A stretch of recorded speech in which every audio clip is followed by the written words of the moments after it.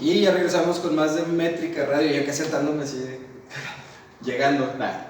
Pero vamos a hablar de genética con Conchita Morales, que nos acompaña para hablarnos de ciencia ahí de manera periódica, está visitándonos para hablarnos de ciencia. Y hoy nos vas a dar un quemoncito y un paseo ahí por la cuestión de la genética. A ver, ¿qué tienes que decirnos, Conchita? Adelante. Pues muy bien, Richie, muchas gracias otra vez. Pues yo creo que alguna vez nos hemos preguntado todos en algún momento qué es la vida, ¿no? Entonces, ya sea como por una cuestión acá existencial o por curiosidad, pues bueno, esta pregunta la compartimos con los primeros biólogos, ¿no? Con las personas que se empezaron a enfocar en el estudio de la biología, pues esa era como la pregunta inicial, ¿no? ¿Qué es la vida? O sea, por eso se empieza a estudiar así como tal, la biología, a crearse como una ciencia, digo, entre otras cosas.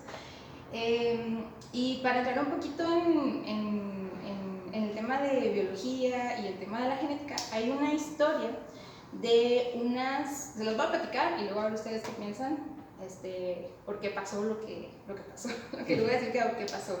Allá por la Inglaterra de la Revolución Industrial, hay una historia de que había unas mariposas que eran pues de un tono pálido, así como las amarillitas que de repente vemos por aquí volar, y pues como parte del entorno, ¿no? del espacio, del lugar. Pero por la actividad industrial de aquel momento, la generación de pues, smog y la mala calidad del aire que se fue dando, empezó el hollín y todo esto empezó a hacer que resaltaran más las mariposas en todas las superficies, y esto las hacía más visibles, más susceptibles a sus depredadores. Entonces, lo que empezó a ocurrir es que estas mariposas cambiaron la tonalidad, se empezaron a ver ya no claras, sino que empezaron a observarse de un tono más grisáceo, más parecido al de las estructuras, ¿no? del entorno urbano. Entonces, esto pues sí es una cuestión que obedeció a un tema, por así decirlo, de adaptación. Pero ¿cómo creen ustedes por qué pasó esto?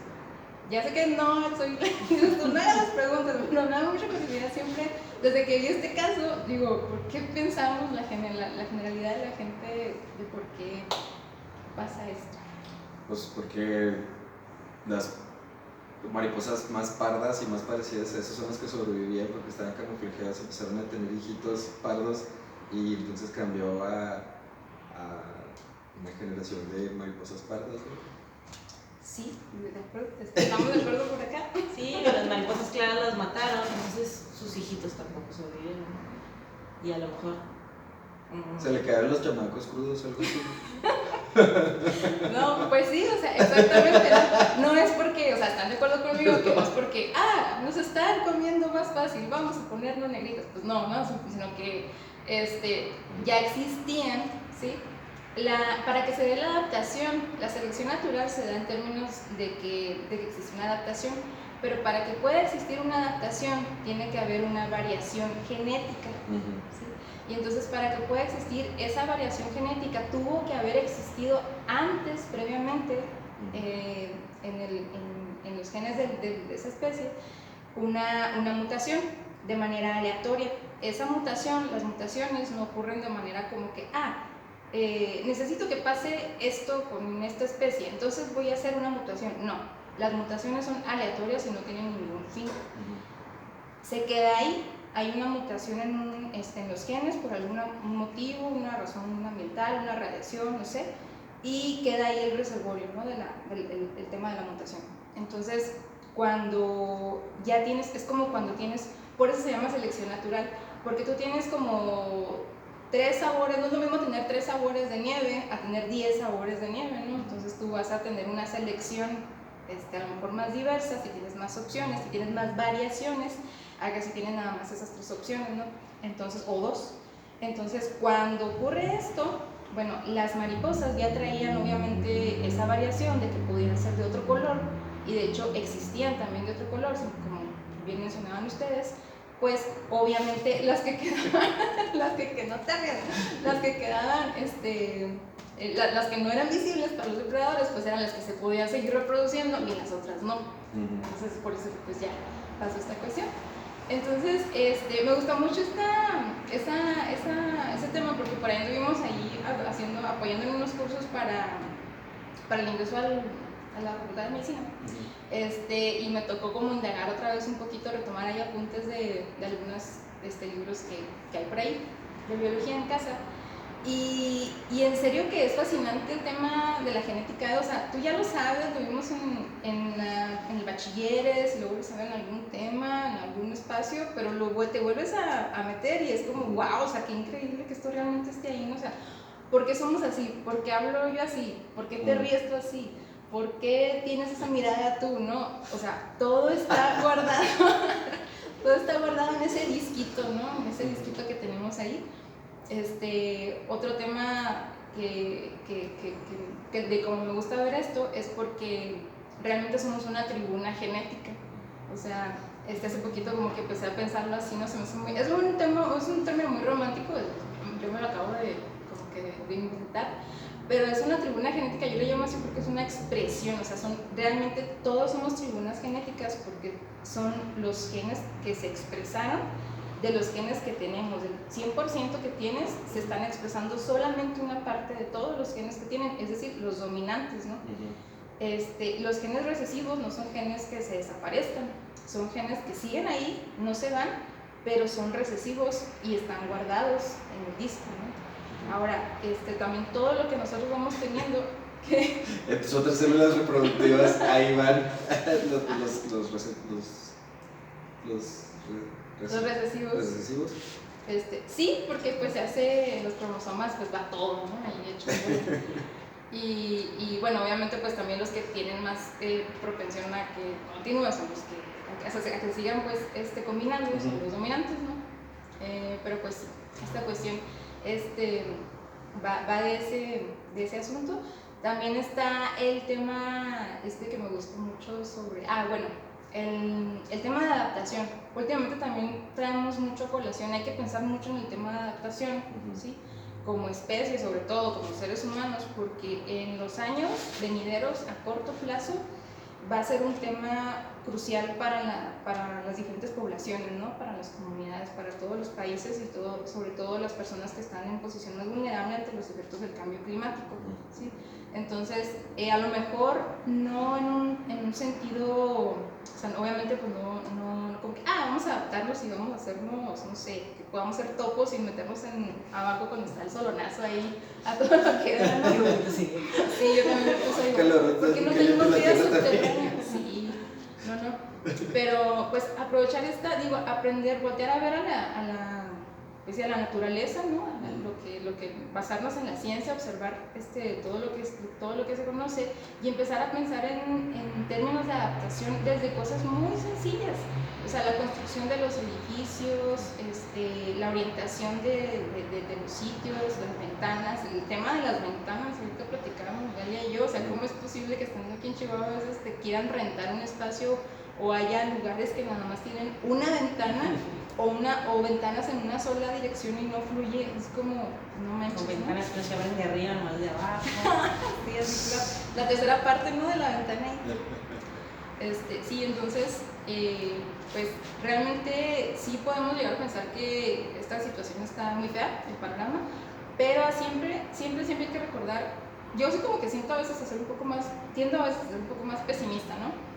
Pero sí sé que en realidad el ser humano, como muchas otras especies, somos muy resilientes y nos adaptamos. Entonces, pues hay que aprovechar esa virtud que tenemos y en comunicarnos mucho cómo le hacemos, compartirnos conocimientos, o sea, así de cómo lo aplicamos, ¿no? Yo le hago así, yo le hago así, pusiste un muro verde en tu casa, ¿cómo se me ocurrió, no? Algo, no sé. Y pues, ¿qué te iba a decir? Y pues nada, no traigo así como ese patín. Ahora, ¿cuánto tiempo me queda? Déjame, te digo. Me acabo de puedes. Sí, 9:46. Vamos, quedan 2 minutos y medio. Okay. Entonces, ahora aprovechando para hablar un poquito de genética, pero en términos de ciencia ficción, ¿Han visto la película, la serie de Westworld? Sí, no. ¿Y ya la terminaron? Bueno, ¿van al día? No.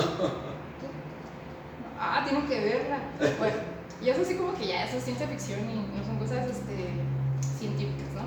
Pero está muy padre porque realmente, o sea, como nosotros sabemos lo que es el tema del, o sea, el ADN, esos ácidos nucleicos y el ARN, pues es información, o sea, realmente todo lo que hacemos, todos los seres vivos, todo nuestro ciclo vital, toda la manifestación que existe de la vida, o sea, todo lo que es vida, está resguardando información, ¿sí? Siempre estamos resguardando información, independientemente de cómo somos, de nuestro carácter, etc.